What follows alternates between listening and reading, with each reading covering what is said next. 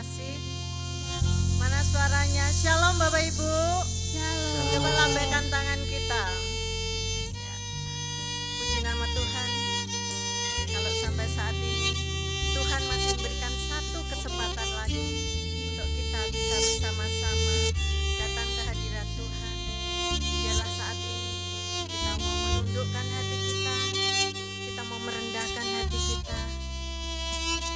kita mau bersama-sama menyembah Tuhan.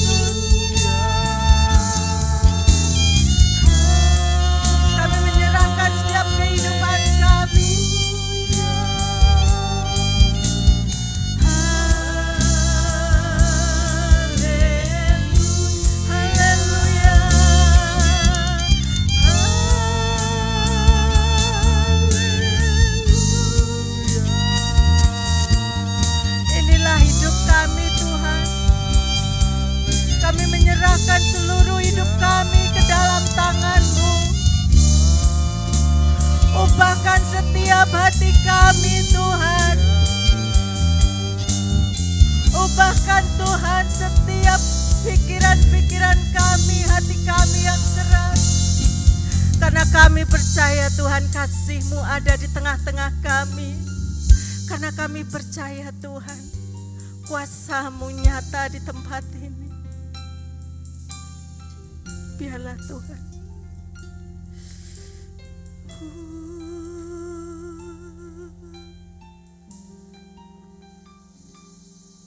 Engkau mengerti setiap permasalahan hidup kami Tuhan. Engkau melihat hati kami. Engkau tidak melihat masa lalu kami. Engkau tidak melihat keadaan kami sekarang ini, tetapi Engkau melihat hati kami Tuhan. Pakailah kami ini Tuhan. Pakailah hidup kami Tuhan.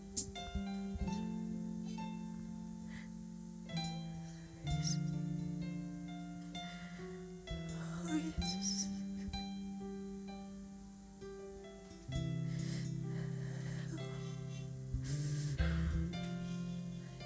Saya tidak tahu apa yang menjadi permasalahan hidup Bapak Ibu sekalian. Percayalah bahwa Tuhan akan menolong hidupmu. Tuhan tidak pernah meninggalkan hidupmu. Apapun yang sedang kamu hadapi, Tuhan selalu ada.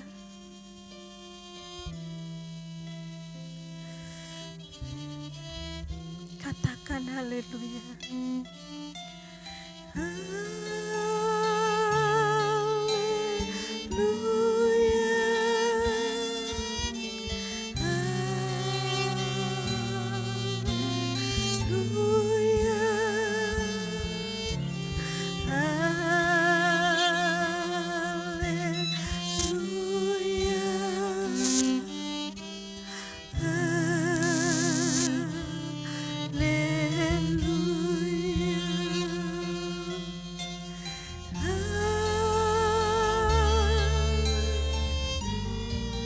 Jangan pernah mengandalkan manusia.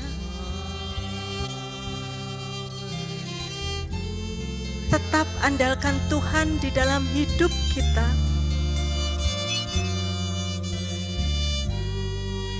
Karena hanya Yesus yang jadi pengharapan kita. Tidak ada yang lain.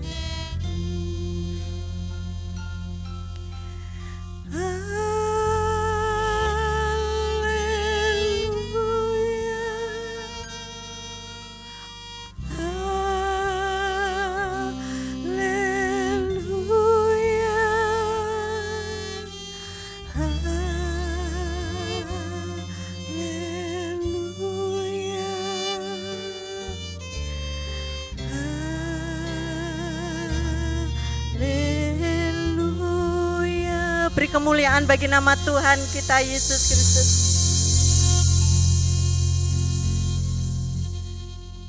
Saat ini ya, bangsa dan negara kita sedang merayakan hari kemerdekaan kita. Amin Bapak Ibu ya.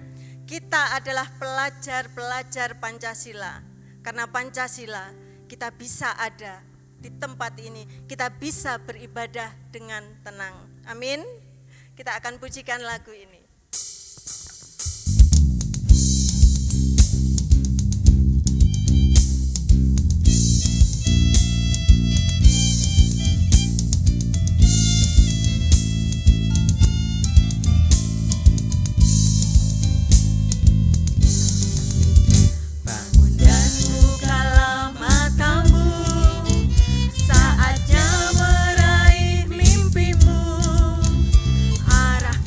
Pandang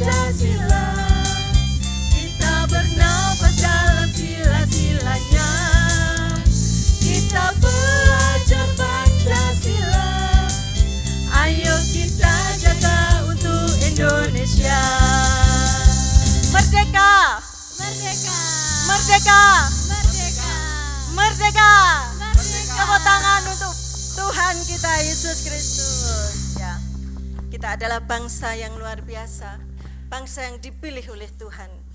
Saya mengajak Bapak Ibu untuk berdiri bersama-sama.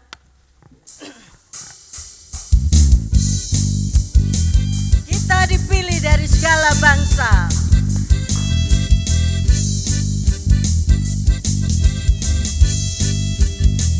Kita dipilih dari segala bangsa. Ya, kita dipilih jadi umatnya. Kita dipilih dan dikuduskannya, bawa kemuliaan hanya bagi Dia. Kita dipilih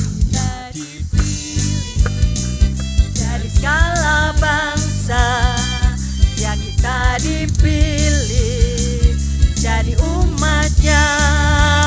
Oh, kita dipilih dan dikuduskannya, bawa kemuliaan hanya bagi Dia. Terimalah kemuliaan dan hormat kami, terimalah sembah kami, pujian kami. Terimalah kemuliaan dan hormat kami, terimalah sembah dan pujian kami. Katakan, saya dipilih. Saya dipilih dari segala bangsa. Saya dipilih. Saya dipilih jadi umatnya. Oh, saya dipilih dan dikuduskannya, bawa kemuliaan hanya bagi Dia. Terimalah kemuliaan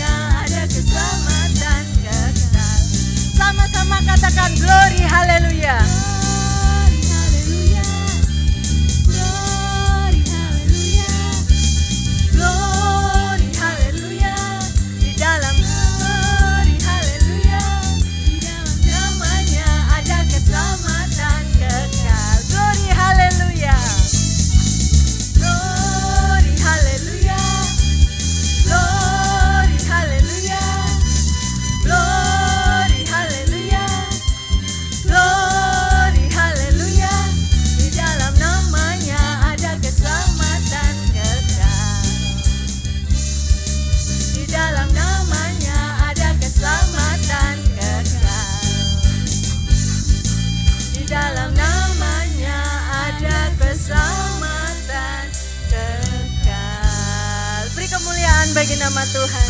Silakan duduk Bapak Ibu.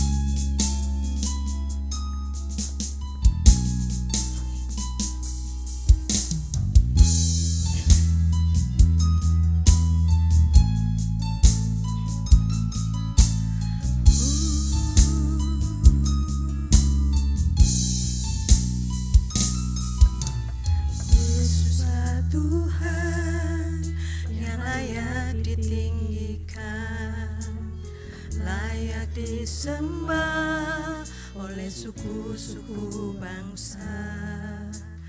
Dengan darah-Mu Kau telah tebus dosaku. Genapi Tuhan firman-Mu atas negeriku. Bersama-sama kita akan pujikan Yesuslah Tuhan. Hanya Engkau yang layak kami tinggikan.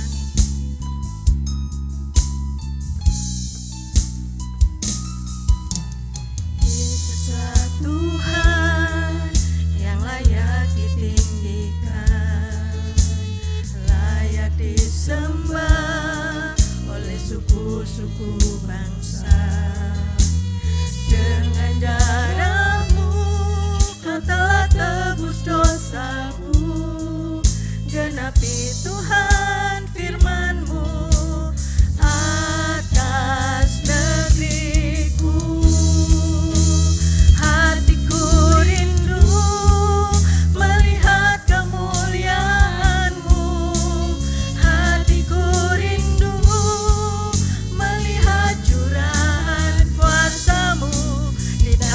Tercinta negeriku Indonesia, ku berdoa Indonesia, penuh kemuliaan-Mu Indonesia, bagi kemuliaan-Mu.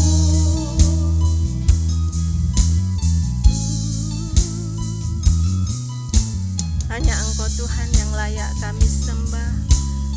Di antara bangsa-bangsanya Engkau yang layak kami tinggikan. Yesuslah Tuhan yang layak ditinggikan, layak disembah oleh suku-suku bangsa. Dengan darah-Mu Kau telah tebus dosaku.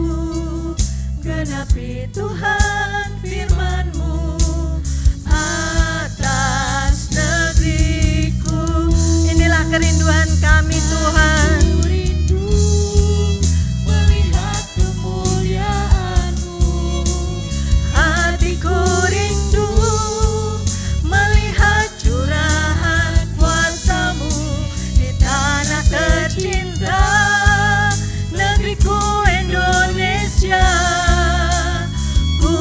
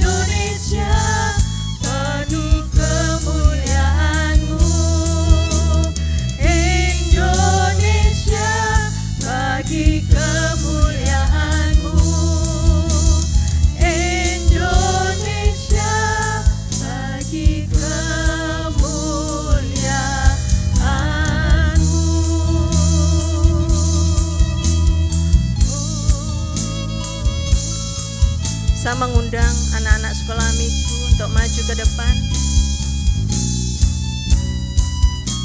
Saya mengundang Ibu Grace untuk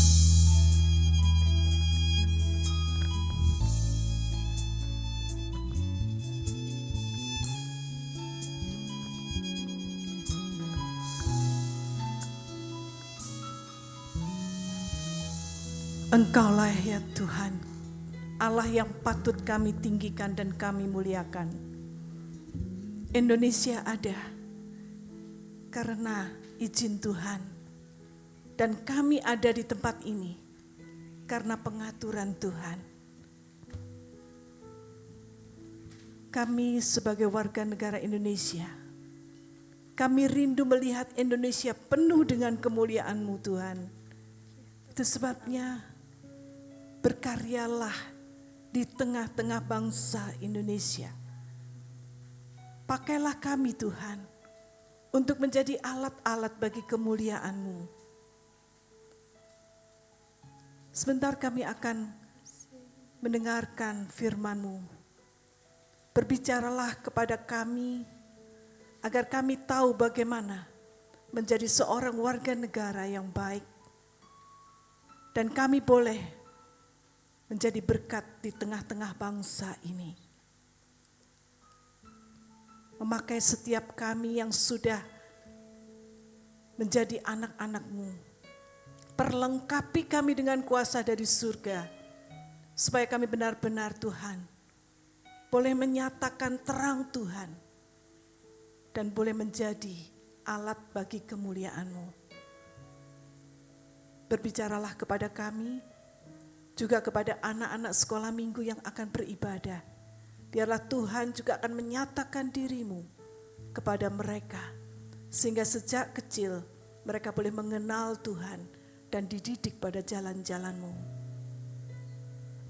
Pakai hamba-Mu yang akan menyampaikan firman Tuhan, urapi dia, sehingga setiap firman yang keluar dari mulutnya adalah isi hati Tuhan.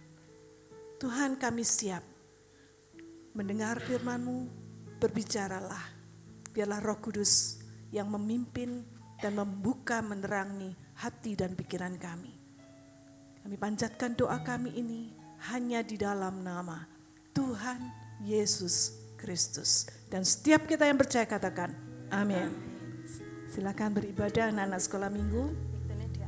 Sebentar kita akan mendengarkan firman Tuhan yang akan disampaikan oleh hambanya Pendeta James dari Surabaya. Waktu dan tempat saya berikan.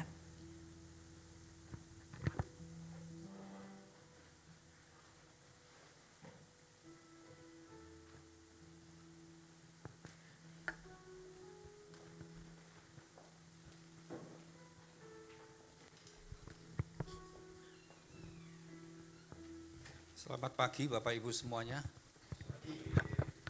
Kok semua pada terhening? Ya. Baik-baik semua, sehat-sehat Bapak Ibu semuanya? Ya, meskipun pakai masker tapi tetap sukacita ya. Tetap tersenyum walaupun tidak kelihatan senyumnya, tapi dari matanya, sinar wajah, kalau kita sukacita itu dari sinar mata itu juga bisa kelihatan ya Bapak Ibu. Jangan sedih tentang apapun hari ini, apapun boleh menimpa kita, tapi kita tahu bahwa kita punya Tuhan yang dahsyat. Haleluya. Kita akan mendengarkan firman Tuhan, kita buka dalam kitab Wahyu pasal yang kedua. Wahyu 2.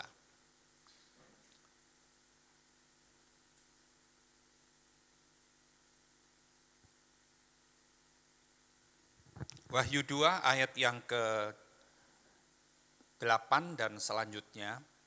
Kita tahu bahwa di kitab Wahyu 2 dan Wahyu 3 ini ada pesan Tuhan kepada 7 gereja di sana.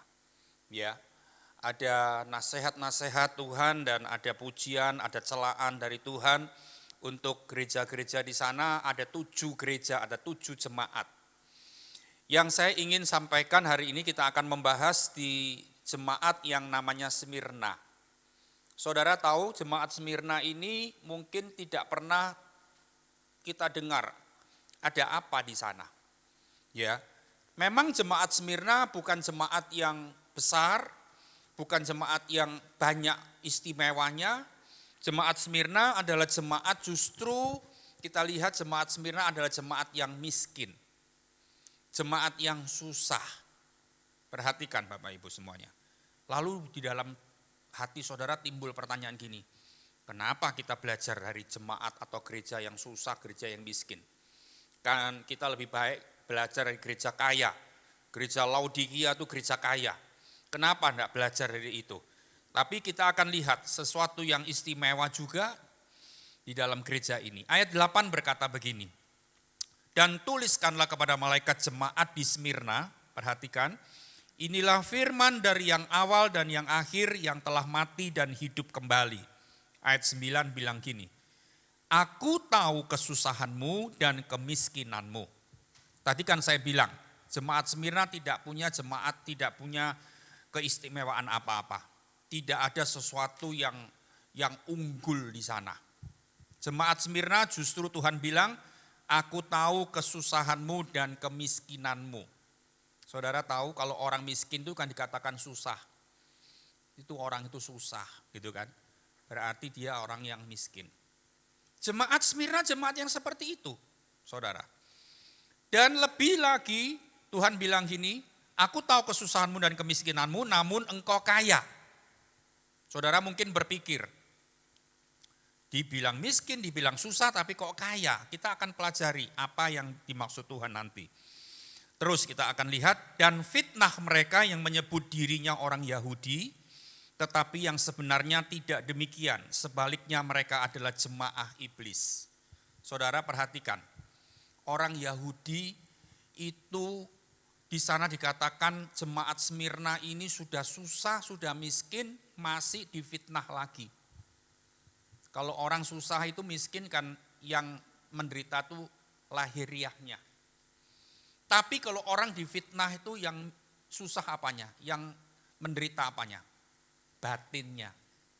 Ya toh? Jadi jemaat Smyrna ini adalah jemaat yang menderita lahir batin. Saudara, perhatikan. Dan lebih lagi di sana dikatakan ayat 9 bahwa yang menfitnah mereka itu adalah orang Yahudi. Saudara tahu orang Yahudi? Orang Yahudi itu kenal Taurat. Hafal Taurat Tuhan. Ya. Kalau sekarang orang Yahudi itu ibaratnya orang-orang yang kelihatannya rohani. Kelihatannya pinter firman. Kelihatannya hamba-hamba Tuhan. Orang Yahudi itu kayaknya kalau sekarang itu orang Yahudi itu bisa disamakan dengan orang-orang yang aktivis-aktivis gereja. Yang ngerti firman, yang pinter firman, itu orang Yahudi. Yang menfitnah saudara mungkin pernah difitnah orang.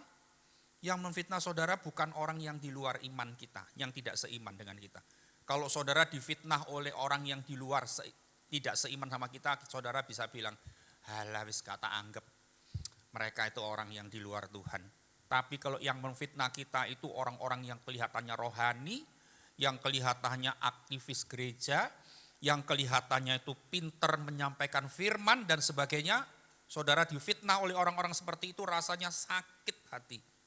Ya. Tapi Tuhan menghibur orang gereja di Smyrna. Tuhan bilang, bukan orang Yahudi mereka. Mereka itu jemaah iblis. Ya, jemaah iblis, pengikutnya iblis. Tuhan bilang seperti itu. Tuhan bilang begini, ayat 10, jangan takut terhadap apa yang harus engkau derita. Saudara tahu gereja Smyrna tadi menderita apa? Kemiskinan. Perhatikan ya. Menderita apa lagi? Fitnahan. Lahir batin tadi saya bilang. Tapi Tuhan menghibur gereja ini. Dia bilang jangan takut. Saudara tahu kita susah, terus ada teman kita bilang, wis gak usah takut. Ya cuma asal ngomong aja, asal nyeplak aja kan orang begitu itu. Ya cuman sekedar menghibur kita. Tapi kalau Tuhan bilang kepada kita, anakku jangan takut. Itu bukan asal ngomong. Kalau Tuhan bilang jangan takut kepada kita, berarti arti jangan takut itu ada arti, ada penyertaan Tuhan di sana. Aku akan menyertai engkau di situ. Makanya kamu jangan takut. Di dalam kata jangan takut, kalau Tuhan ngomong sama kita jangan takut, berarti di situ ada janji pertolongan Tuhan. Kalau Tuhan ngomong itu kan selalu ada artinya, saudara. Tuhan tuh enggak mungkin ngomong asal ngomong tanpa tujuan. Kalau kita kan lain, kita ngomong kadang-kadang enggak sadar kita ngomong. Kita melukai hati orang aja kita enggak kerosok kadang-kadang seperti itu kan, saudara. Tapi kalau Tuhan ngomong sama kita, jangan takut anakku, apa yang harus engkau derita. Mungkin penderitaanmu lahir batin. Enggak usah takut kata Tuhan. Nah, terus ayat ini bilang begini. Sesungguhnya iblis akan melemparkan beberapa orang dari antaramu ke dalam penjara supaya kamu dicobai dan kamu akan beroleh kesusahan selama 10 hari. Perhatikan kata-kata dicobai. Dicobai ini kata-kata lainnya adalah kita sedang mengalami pencobaan. Pernah enggak saudara mengalami pencobaan? Dan saudara bilang gini sama Tuhan. Tuhan, aku enggak kuat, kamu jangan mencobai aku Tuhan. Tuhan itu enggak pernah mencobai anak-anaknya. Dengar, saudara harus jadi orang Kristen yang cerdas. Enggak boleh jadi orang Kristen yang enggak ngerti apa-apa. Ngomong itu pun harus ngerti, harus cerdas, harus berpikir. Karena orang pinter enggak pinter itu tergantung kelihatan dari omongannya. Betul enggak saudara? Kelihatan dari omongannya, orang itu punya hikmat atau enggak kan kelihatan dari omongannya. Makanya saudara kan jangan ngomong asal ngomong. Saudara bilang sama Bapak Gembala, Ibu Gembala di sini, Pak Gembala, Ibu Gembala, tolong bantu doa. Tuhan ini mencobai saya berat sekali hari-hari ini. Saudara salah. Tuhan tidak pernah mencobai kita. Tuhan tidak pernah mencobai anak-anaknya. Di sini dikatakan yang mencobai kita itu adalah iblis. Ya, perhatikan di situ. Iblis yang mencobai kita. Tapi iblis pakai siapa? Pakai kita. Beberapa bulan yang lalu, saya sedang mau melayani di satu tempat dengan seorang hamba Tuhan.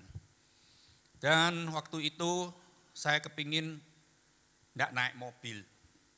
Saya rodok males begitu, saya bilang sama hamba Tuhan itu, aku jemputan ya.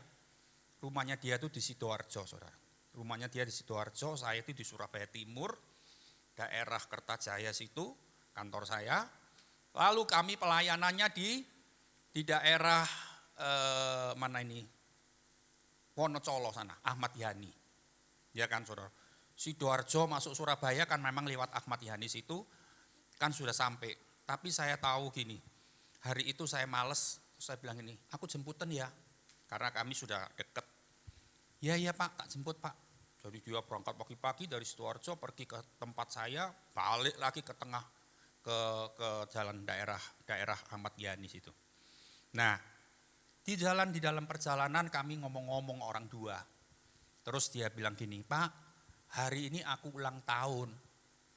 Ya memang dia itu orangnya sudah dekat lah sama saya. Beberapa kali juga ulang tahun saya memberikan sesuatu sama dia. Ya. Lalu hari itu dia bilang, hari ini aku ulang tahun loh Pak. Oh ya? Kamu minta apa? Saya bilang begitu, saudara. Dia bilang, aku enggak minta apa-apa Pak. Doain aku aja supaya gajiku dikembalikan normal sama Bapak Gembalaku. Karena dia ini full timer dari sebuah gereja, saudara. Yang dia dapat HR, dapat persembahan kasih dari gereja. Terus saya waktu itu kaget. Kan sudah di tahun 2022 gini kan sudah semakin normal kan, perdagangan, gereja juga sudah buka. Kok gerejamu buka apa sih tutup? Saya bilang, gereja saya sudah buka. Lah kenapa kok gajimu belum kembali? Nggak tahu Pak, potong 50% sama dia. Saya enggak tanya 50% itu nilainya berapa. Saya enggak etis toh tanya gajinya orang. Saya cuma dalam hatiku gini, kurang lebih saya tahulah gajinya dia seorang full timer gereja itu berapa. Dipotong 50%. Dia punya anak 3, sudah besar-besar kuliah semua di Surabaya. Saya sudah pasti pikiran saya gini, mana cukup gitu ya dengan 50% gaji mencukupi kuliah aja enggak cukup, belum tentang hidupnya, belum tentang makanan dan setiap bulan dan sebagainya. Saudara, Dia bilang, doain ya Pak supaya kembali normal gaji saya. Saudara tahu, dia cerita sama saya gini, teman-teman saya itu Pak, banyak kan kerja di perusahaan-perusahaan bukan di gereja. Semua gajinya dipangkas karena pandemi ini, dipangkas. Terus dia cerita, ada temanku yang terus korupsi gitu kan. Ada yang memanipulasi uang perusahaan, ada yang nyolong dan sebagainya. Supaya apa?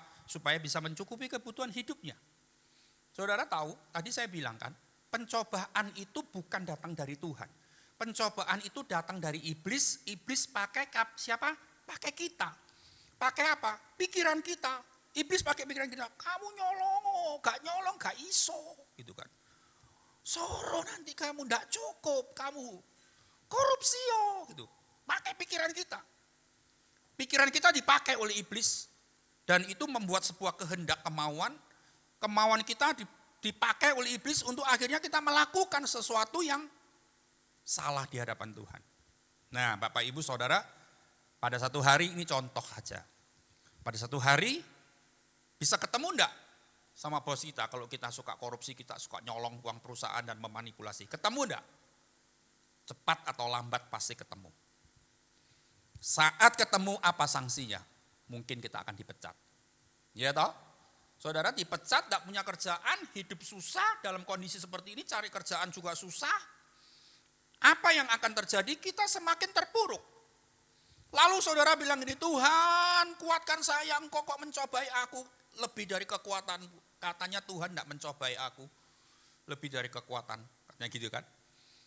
Itu bukan datang dari Tuhan, itu datang dari iblis. Iblis pakai kita melakukan dan kita akan jatuh dalam berbagai macam pencobaan.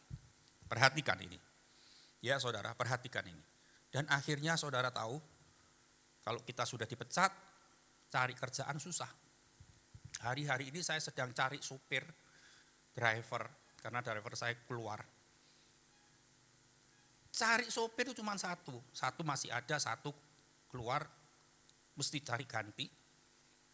Ternyata saudara butuh satu driver, tulis lamaran di OLX itu. Waduh, yang melamar tuh banyak langsung sampai kewalahan maksudnya. Padahal saya itu nyari itu yang maksimal 35 tahun. Kan supir kalau tua-tua kan bahaya. Matanya sudah kabur, sudah buyutan gini mungkin, ya toh. Terus apalagi, terus lupaan, jalan bisa kesasar. Makanya saya kalau cari supir enggak mau, saya minta tanggal umur 20 sampai 35 sudah paling. Gitu aja masih ada yang 53 ngelamar, ada yang 40 lebih ngelamar. Karena apa? Karena butuh kerjaan sekarang ini, saudara tahu. Orang susah, cari kerjaan juga susah. Nah, saudara tahu, kita masuk jatuh dalam berbagai macam pencobaan. Tapi tetap itu kesalahan kita atau tidak, Tuhan tetap bilang ini, jangan takut apa yang harus engkau derita. Ingat pesan Tuhan untuk kita.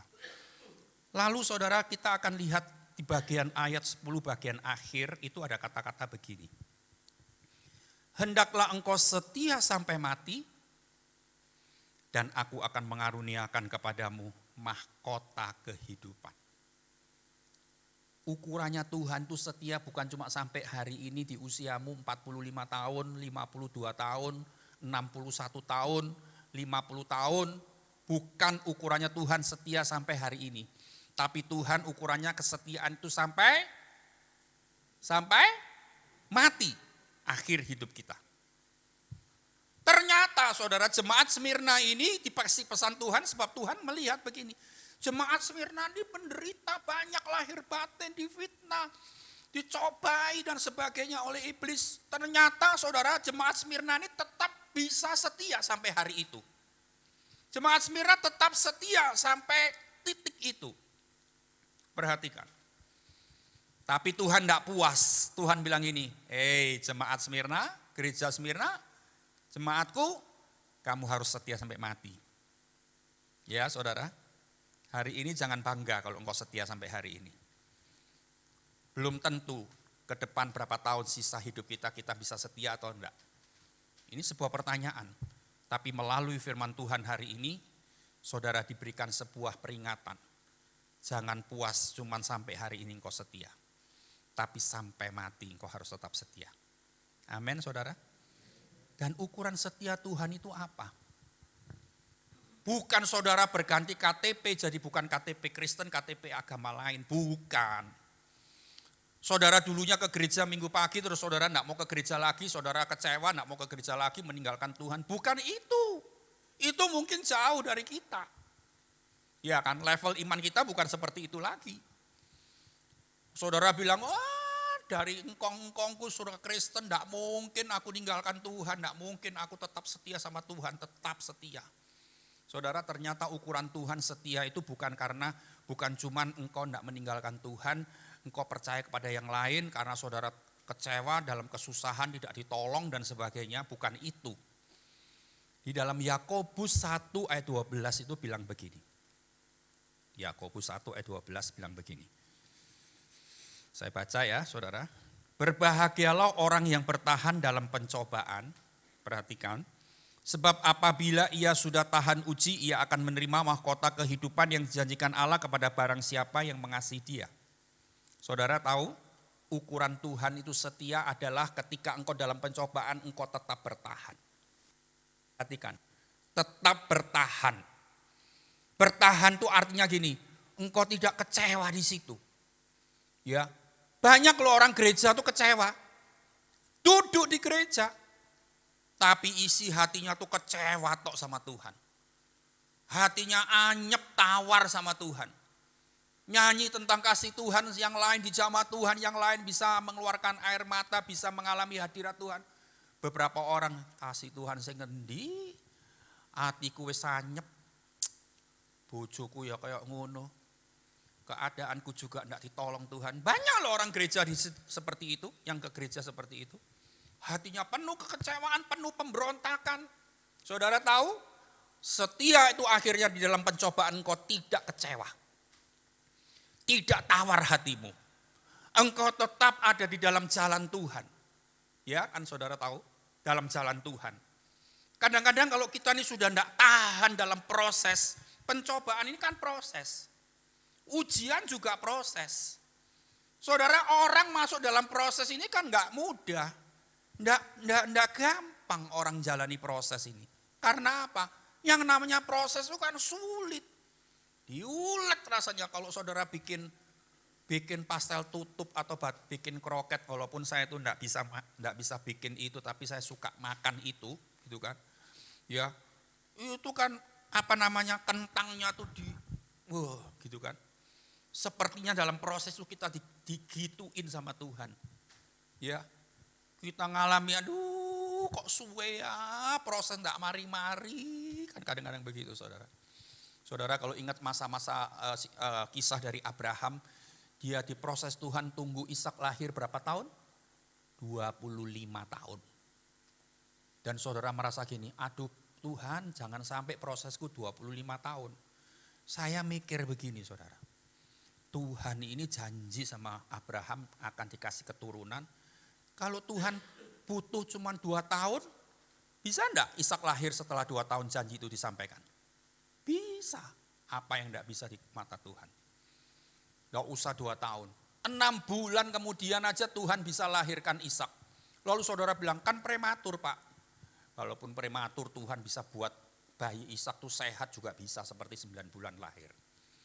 Bagi Tuhan itu tidak ada yang sulit. Bagi Tuhan semuanya bisa. Cuman kalau Tuhan perlu waktu panjang kita dalam proses pencobaan. Perhatikan. Tuhan bilang proses panjang enggak panjang itu tergantung kamu. Tergantung aku. Tergantung kita saudara. Ya. Saat kita diproses, kita marah sama Tuhan. Kita kecewa sama Tuhan. Dan saudara pikir, aduh di jalan Tuhan ini kok susah ya, aku tak cari jalan sendiri aja. Wow saudara. Tuhan bilang gini, saya ngomong sama saudara hari ini, menjalani jalan Tuhan ini memang enggak gampang. Sudah difitnah, sudah diinjak-injak harga diri kita, kita mau balas aja Tuhan bilang, jangan balas, pembalasan itu hakku. Kita mau menghakimi orang itu, Tuhan bilang jangan menghakimi, penghakiman itu hakku. Cek angele, jalani jalan Tuhan ini rasanya enggak kuat, rasanya enggak kudu berontak. Betul enggak, saudara? Nah, saudara tahu ya, saat engkau dikatakan setia, saat engkau tetap sesulit apa hidupmu, engkau tetap ada dalam jalan Tuhan. Kalau kita sekolah minggu dulu kan ada lagu, di dalam dunia ada dua jalan, gitu ya. Lebar dan sempit. Saya ingat puluhan tahun yang lalu saya lebar, sempit gitu saudara. Jalani jalan Tuhan itu memang sempit. Berapa bulan yang lalu, 2 bulan yang lalu tiba-tiba ada seorang telepon saya dari Malang. Dari kota saudara. Seorang wanita telepon ke kantor gereja saya. Minta ketemu sama saya. Lalu saya terima, saya tanya gini, dari mana? Oh saya dari siapa namanya saya lupa. Saya tinggal di Malang Pak. Oh ya kenapa? Kok bisa tahu telepon saya? Saya diberitahu teleponnya gerejanya Bapak oleh teman saya di Malang. Ceritanya dia itu punya orang tua tinggalnya di Sidoarjo. Orang tuanya itu banyak gangguan ikatan kuasa gelap. Itu ya saudara. Lalu singkat ceritanya dia menghubungi saya itu supaya saya bisa melayani orang tuanya yang ada di Sidoarjo. Orang tuanya sudah umur 60-an, saudara. Dia anak keberapa yang tinggal di Malang itu saya enggak tahu. Saya juga enggak pernah ketemu sama anaknya itu. Lalu akhirnya kita bisa kontak dengan papa mamanya yang di Sidoarjo. Rumahnya itu di jalan besar, jalan raya di Sidoarjo. Rumahnya itu toko gitu ya. Tokonya tuh hook, pojokan gitu. Pada waktu kami ke sana mau melayani mereka, kalau rumah atau toko hook begitu itu kan pintunya itu bukan satu ya saudara. Pintunya bisa di sana, bisa di sini, melalui sana. Saya juga enggak ngerti dibukakan melalui pintu yang salah satu pintu. Terus masuk dari situ, mau pergi ke ruang tamu, mau pergi ke ruang keluarga itu harus jalan di jalan yang sempit. Cuma berapa? Saya ini kan enggak gemuk saudara. Saya ini kan takut gemuk. Jadi tak jaga badan saya supaya enggak gemuk. Kalau mau gemuk bisa melar dalam 1 minggu naik 2 kilo, 3 kilo bisa saja. Saya ini termasuk enggak gemuk, saya jalan gitu aja saya mesti miring gini. Karena sempitnya tembok dengan tembok itu jaraknya cuma berapa senti begitu aja. Dari hal itu menginspirasi saya begini. Ini loh jalannya Tuhan tuh kayak gitu. Sulit, enggak mudah dijalani. Kita kadang-kadang dalam kesusahan kita, dalam penderitaan kita mau berontak. Tuhan bilang, jangan marah, jangan membalas. Kita mau pakai kedagingan kita untuk melampiaskan kemarahan kita, kecewaan kita. Kita tidak bisa lakukan, tetap ada di dalam jalan Tuhan. Artinya apa saudara? Kesetiaanmu itu dilihat dari hal-hal itunya sama Tuhan. Saudara dalam masa-masa paling sulit dalam hidupmu, engkau tetap bisa di dalam jalan Tuhan. Engkau tetap bisa mencintai Tuhan dengan sungguh-sungguh. Engkau tetap bisa melayani Tuhan dengan semangat atau enggak. Tawar hati enggak. Kecewa enggak sama Tuhan. Tadi kan saya bilang banyak orang di gereja isinya kecewa sama Tuhan banyak. Tapi hari ini Tuhan bilang sama kita semuanya. Setialah sampai mati. Artinya jangan kepahitan, jangan kehilangan semangat, tetap mencintai Tuhan. Lalu Tuhan janji apa? Tadi kepada orang yang setia, mahkota kehidupan. Saudara, kalau kita setia sampai mati, dapat mahkota kehidupan di surga. Tapi Yakobus 1 ayat 12 kan bilang begini, belum bilang mati toh tadi di Yakobus 1:12. Yakobus 1:12 cuma bilang, ketika kamu bisa bertahan dalam pencobaan, kamu dapat mahkota kehidupan. Artinya gini loh, mahkota kehidupan itu 2. 1, ketika kita mati, kita di surga dapat mahkota kehidupan. Tapi saat kita belum mati, masih di dunia ini, saudara tahu proses yang terjadi dalam hidup kita itu tidak selama-lamanya. Proses itu pasti ada masa berlakunya. Pasti ada satu titik stop. kita ngalami apa? Kemenangan, selesai. Betul, saudara? Nah, saudara tahu, janjinya Tuhan ketika engkau bertahan dalam pencobaan, kau dapat mahkota kehidupan. Itu bicara soal saudara masih di dunia. Mahkota itu bicara soal apa? Mahkota itu bicara soal kehormatan. Mahkota itu bicara soal kebesaran. Bicara soal kemuliaan. Artinya begini, orang yang di dunia ini pakai mahkota adalah siapa? Tidak bisa semua orang pakai mahkota. Hanya raja, permaisuri, ratu itu pakai mahkota. Kenapa dia pakai mahkota? Karena dia dihormati, orang yang terhormat. Dia adalah orang yang besar, layak dia pakai mahkota. Artinya saudara gini, kalau engkau bertahan dalam pencobaan selesai, proses selesai, saudara janji apa? Tuhan janji apa untuk kita? Dapat kehormatan, dapat kebesaran, dapat apa? Kemuliaan. Lalu saudara bilang gini, Pak saya ini ibu sederhana loh Pak. Saya ini sudah tua Pak. Mungkin saudara bilang begitu. Saya ini enggak punya apa-apa kok dapat kemuliaan, dapat kebesaran. Saudara Tuhan bilang bukan orang yang kaya, enggak ada di situ. Tuhan cuma bilang ini, orang yang bertahan dalam pencobaan, dia dapat kemuliaan, dapat mahkota kehidupan, dapat kejayaan, dapat kebesaran. Ya, Bapak Ibu semuanya, hari ini ingat firman Tuhan yang sederhana.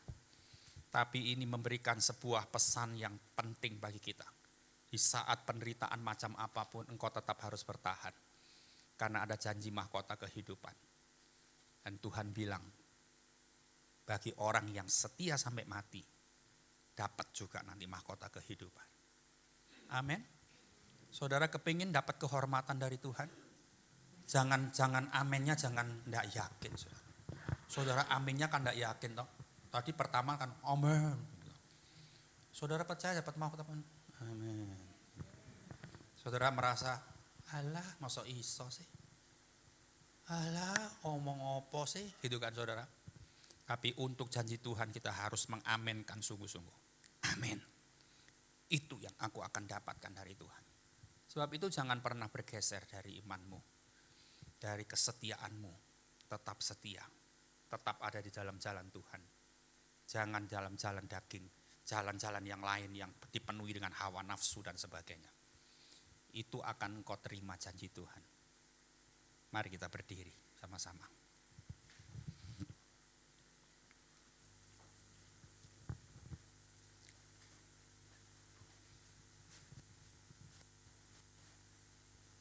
Saya tidak tanya hari ini siapa yang ada dalam proses pencobaan, saya tidak tanya. Tapi yang penting Tuhan tahu kita sedang hadapi hari-hari ini. Tuhan lihat hatimu, engkau tetap setia. Kita nyanyi satu lagu yang lama. Bersamamu Bapa. Pasti bisa kan lagu itu? Ku lewati semua perkenananmu ya. Teduhkan hatiku.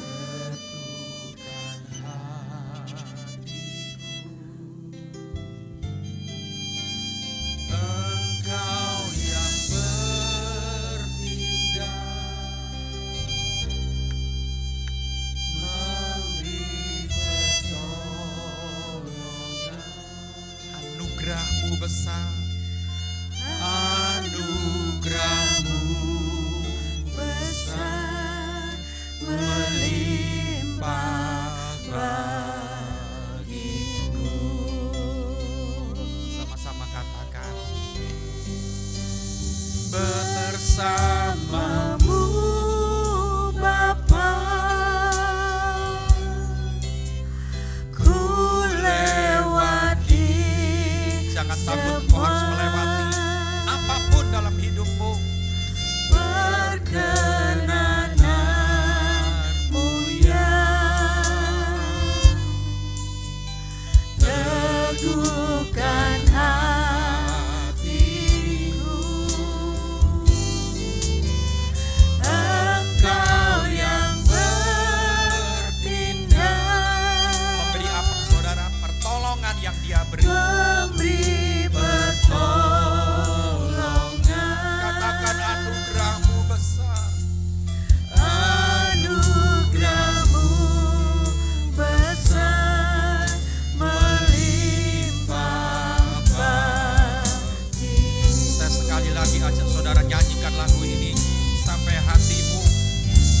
damai sejahtera.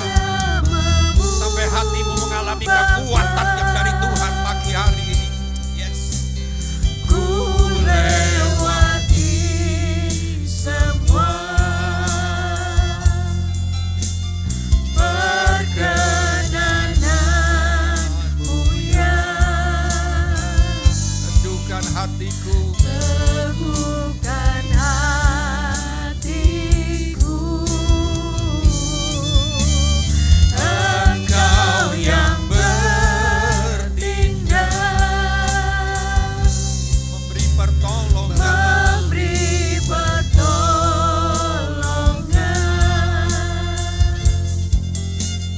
Anugerahmu besar melimpah bagiku. Saudara, mari buka mata sebentar, lihat ke depan. Tiba-tiba saya diingatkan Tuhan untuk memberikan sedikit pesan ke saudara. Pesan kepada saudara semuanya sebelum saya turun. Tetap setia itu artinya engkau tetap ada dalam jalan Tuhan. Kan tadi saya bilang, di situ engkau tetap lakukan semua perintah. Jangan pernah engkau bilang gini, hidupku susah kok. Bisa usah ngelaku no. Satu contoh saja. Susah tuh ngomong soal keuangan, soal ekonomi susah. Banyak orang Kristen terjebak ini. Aduh, gawe saulan aja gak cukup kok. Kok bayar perpuluhan? Kan gitu toh. Nah, di situ saudara lihat. Di situ kita dilihat kita setia enggak. Kadang-kadang saat kita diberkati, oh ya enggak apa-apalah 10% milik Tuhan. Tapi saat kita enggak diberkati, saat kita berkekurangan dan banyak macam kebutuhan belum tercukupi, Tuhan, iblis bilang ini, enggak usah dibalekno. Kon sih susah. Saudara lihat, di saat seperti itu Tuhan lihat kesetiaan kita. Itu artinya setia. Bukan setia cuma nyanyi-nyanyi di gereja, tapi yang engkau hidupi bukan firman. Yang kau hidupi hawa nafsumu, kedaginganmu yang memimpinmu dalam semua proses pencobaan yang kau hadapi. Ingat saudara, ingat ini. Jangan pernah lupa. Saya tidak bisa kasih contoh macam-macam, tidak ada waktu. Tiba-tiba cuma Tuhan ingatkan saya dalam satu hal itu saja. Banyak orang Kristen di situ dia tidak melakukan firman. Bulan depan naik Pak ya, bulan depan aja ya. Kalau nanti cukup, bulan depan tidak akan cukup lagi. Tidak cukup lagi. Terus saudara bilang sama Tuhan, Tuhan ampun ya Tuhan bulan ini. Bulan depan Tuhan, aku pasti cukup Tuhan, pasti saya kasih. Saya bayar, saya kembalikan. Saudara, perpuluhan itu bukan bilang kasih loh. Karena itu perpuluhan itu milik Tuhan, bukan kasih. Saudara jangan bangga loh saudara. Saudara bisa ngasih 10 juta di gereja setiap bulan, terus saudara bilang, oh aku lah ngekei 10 juta. Itu bukan uangmu. Kalau saya ngajar jemaat saya, itu bukan kau kasih, engkau bukan memberi. Itu engkau mengembalikan miliknya Tuhan. Cuman bicara soal kejujuran saja dan ketaatan saja. Ya saudara, ya. Berapapun jumlahnya kalau itu milik Tuhan, itu bukan milikmu. Engkau tidak boleh pakai istilah memberi dan mengasihi. Memberi atau apa itu bukan istilahnya. Tiba-tiba Tuhan ingatkan seperti itu kepada saya tidak dikasih tahu sama siapa-siapa. Makanya tadi saya stop sebentar, saya ingin saudara buka mata untuk mendengarkan pesan Tuhan yang singkat di akhir khotbah saya ini. Saya ingin saudara semuanya ngalami semua yang dijanjikan Tuhan itu. Proses itu akan semakin cepat selesai ketika kita tetap setia di dalam jalan Tuhan. Kita tetap setia lakukan yang Tuhan perintahkan. Nggak usah nego-nego lagi sama Tuhan. Nggak usah tawar-tawaran lagi sama Tuhan. Percuma saudara kita tawar-tawaran sama Tuhan karena perintah Tuhan itu ya sudah itu. Nggak bisa diselewengkan, nggak bisa dimenggok-menggokin, nggak bisa. Kita harus tahu dan kita harus mutlak lakukan. Naikkan tangan kananmu ke atas. Tanda engkau yakin dan percaya. Tanda engkau sukacita menerima pesan Tuhan siang hari ini. Katakan sama-sama kembali, bersamamu Tuhan. Jangan turunkan tanganmu, naikkan dengan sungguh-sungguh. Bersamamu Bapa, ku lewati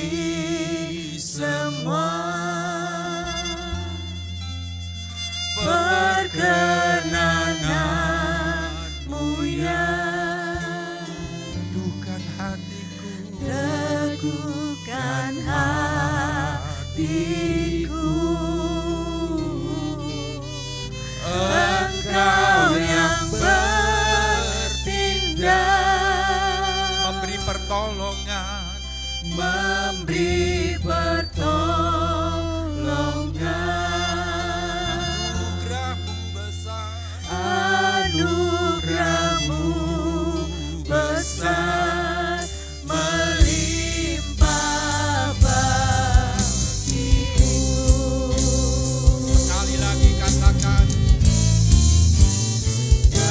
Bersama-Mu Bapa, ku lewati semua. ada perkenanan Tuhan kalau engkau tetap setia. Perkenanan Di dalam proses yang kau harus hadapi, tetap ada perkenanan Tuhan di sana. Gak usah takut, gak usah khawatir. Kalau ada perkenanan Tuhan, pasti ada kemenangan di sana, pasti ada pertolongan di sana. Haleluya. memberi pertolongan.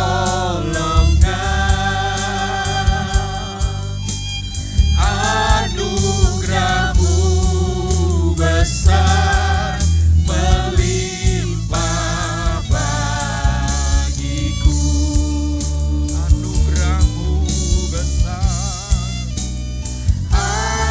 Anugerah-Mu besar, melimpah bagiku. sekali lagi katakan, dengan semangat katakan, Anugerah-Mu besar, melimpah bagiku. mari sembah Tuhan.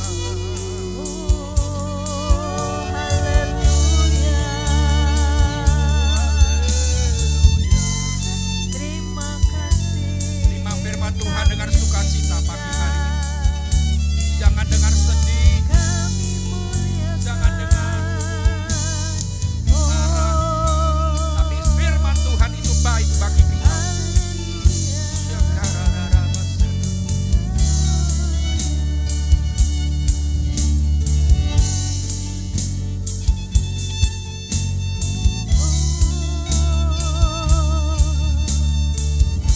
Terima kasih Tuhan, kalau firman-Mu pada hari ini sudah mengingatkan kami untuk kami tetap setia Tuhan.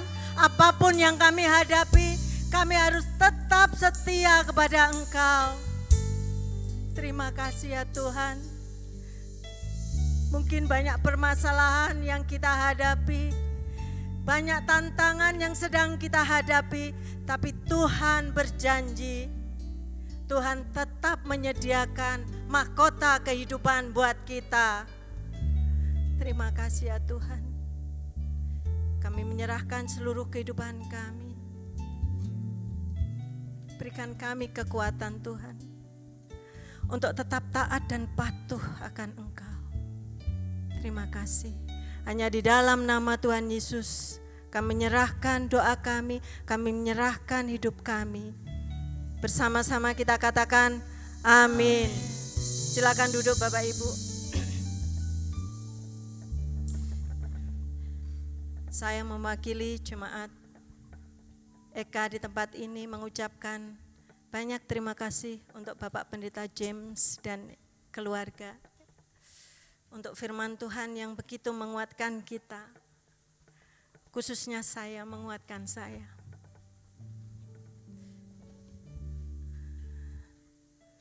Tetap pandang Yesus, apapun yang kita hadapi. Karena hanya Yesus yang menjadikan harapan bagi kita. Bukan orang lain, tetapi Yesus. Amin Bapak Ibu. Kita akan berikan persembahan untuk Tuhan.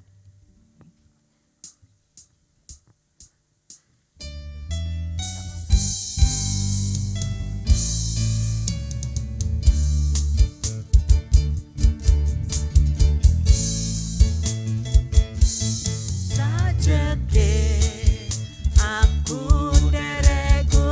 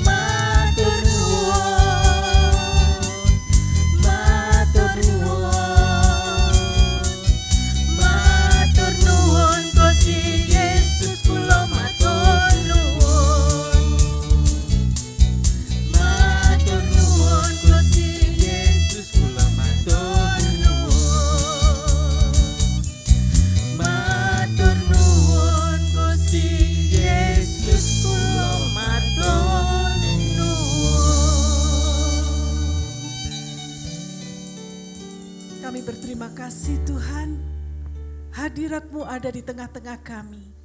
Dan kami boleh merasakan jamahan kasih Tuhan itu ada dalam hidup kami.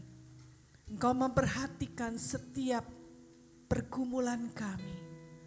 Engkau mengerti setiap penderitaan yang kami hadapi. Dan Engkau sudah memberikan kami kekuatan yang baru. Sehingga kami boleh melangkah maju. Kami boleh menjadi pasukan-pasukan Kristus yang gagah berani. Yang mau bertanding sampai akhir. Sampai pada garis finish. Terima kasih Tuhan. Firman-Mu memberikan kami kekuatan. Dan biarlah hidup kami boleh semakin bertumbuh di dalam Engkau. Kami mengerti apa yang harus kami kerjakan. Dan kami boleh melangkah sesuai dengan kehendak-Mu. Saudaraku sekalian, angkatlah hatimu kepada Tuhan. Kiranya berkat dari Allah Bapa Surgawi menyertai hidupmu. Kasih karunia dari Tuhan kita Yesus Kristus menopang engkau dengan kasih karunia-Nya. Dan persekutuan dengan Roh Kudus akan menyertai engkau sampai pada akhir zaman. Terimalah berkat Tuhan di dalam nama Tuhan Yesus Kristus yang menjadi juru selamat hidup kami. Immanuel, Tuhan beserta. Immanuel, Immanuel, yang besertaku, Tuhan Allah yang hidup. Immanuel, Immanuel, yang besertaku, Tuhan Allah yang hidup. Yang besertaku, Tuhan Allah yang hidup. Yang besertaku, Tuhan Allah yang hidup. Mari kita bersatu sejenak di hadapan Tuhan.